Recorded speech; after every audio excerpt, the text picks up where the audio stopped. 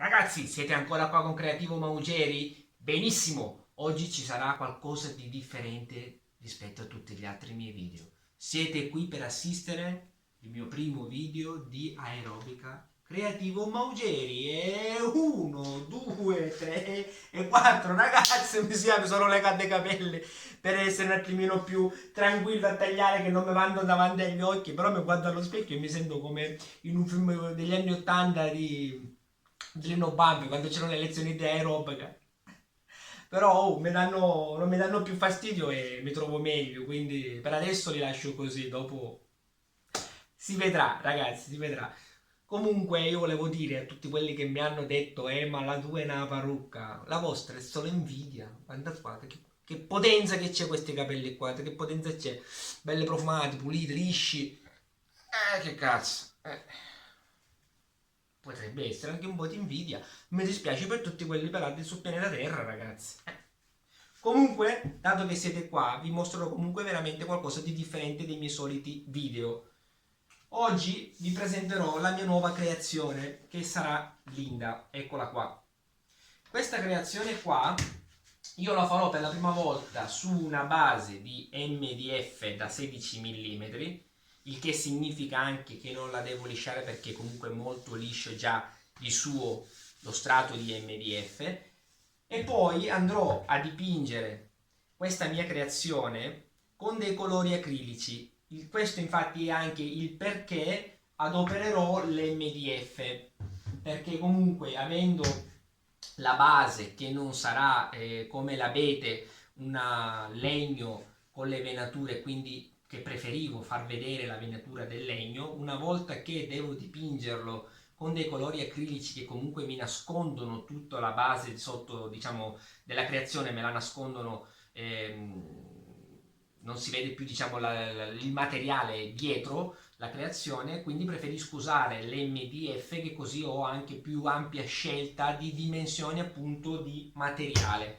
Quindi adesso andremo a provare appunto come si comporteranno le mie solite lame omnidirezionali sull'MDF da 16 mm, e andremo a vedere anche tutti i vari comportamenti di queste vernici qua, come mi ci troverò io, come verrà fuori la creazione di color, diventerà color rosa. Ok ragazzi, ci vedremo per tutti i vari step che vi farò vedere. Come al solito vi indicherò tutti i passaggi.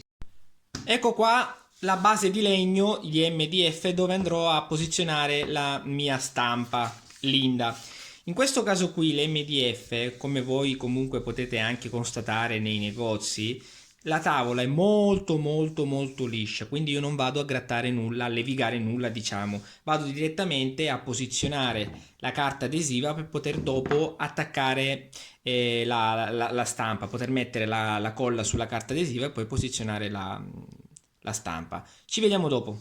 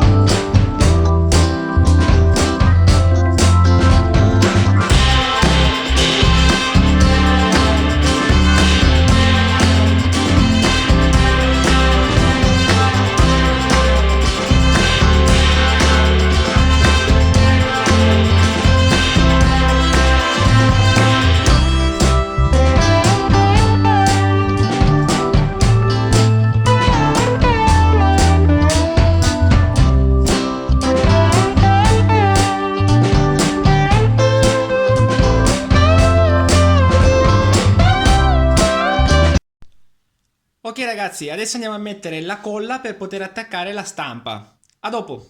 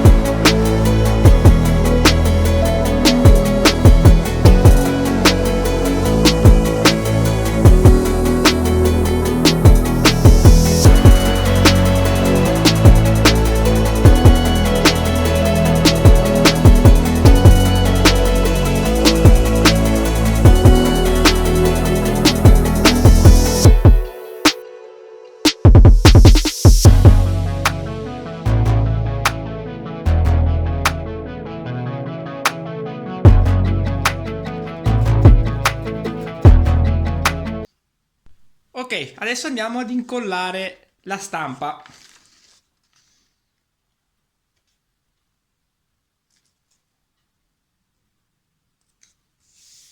Diciamo che anche sull'MDF è molto più semplice perché non ci sono nodi da evitare e quindi si va più alla svelta, ragazzi. A dopo. Ok, in questo caso qua c'è solo un foro da fare per fare il taglio interno della A e in questo caso qui, dato che è solo uno, lo farò con un trapano a mano con una punta da 2,5 mm.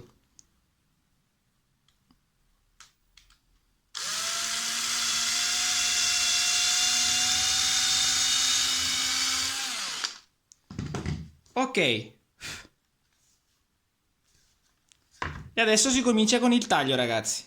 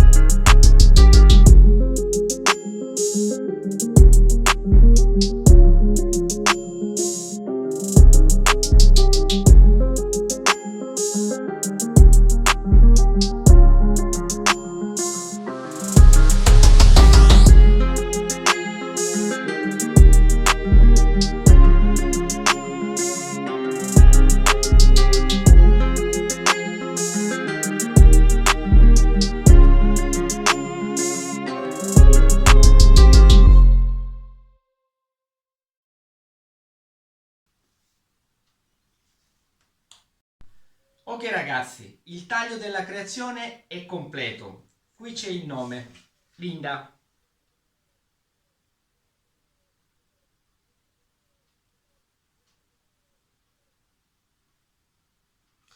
Questo qui l'ho fatto, come ho spiegato all'inizio del video, con l'MDF e devo dirvi che mi sono veramente trovato molto ma molto bene ad usare questo materiale. E a tagliarlo, ad averlo tagliato con la mia solita lama omnidirezionale. Giustamente anche mi trovo bene con i miei portalame, però veramente il taglio di questo materiale qui, che è un MDF spessore 16 mm, non voglio dire che mi sembrava quasi come tagliare il burro, ma il taglio è stato molto più scorrevole, molto più fluido rispetto all'abete massello che utilizzo sempre per tutte le mie varie creazioni, dove fa un pelo di più fatica, diciamo, a tagliare. Invece questo qui è stato molto più fluido sia il taglio, ma anche devo dire che tutte le piccole imperfezioni saltano, cioè si vedono molto molto molto di meno. Ora, come vedete qua,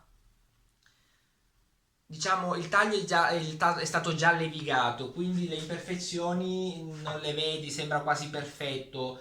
però comunque diciamo qualche piccola imperfezione c'è sempre nei tagli, però devo ammettere che tagliare questo materiale qui, cioè l'MDF rispetto all'abete massello, le imperfezioni praticamente non voglio dire che non si vedevano, ma si notavano molto molto molto molto di meno. Ora io l'ho fatto in MDF perché lo devo colorare, quindi cercherò di farvi vedere un altro step come io vernicio, questa volta qui cercherò di farvelo vedere. Prima di verniciare però devo costruire la base di appoggio per diciamo appoggiarlo come soprammobile in modo tale che stia diciamo sicuro, stabile nel posto dove lo volete mettere e non cadrà mai.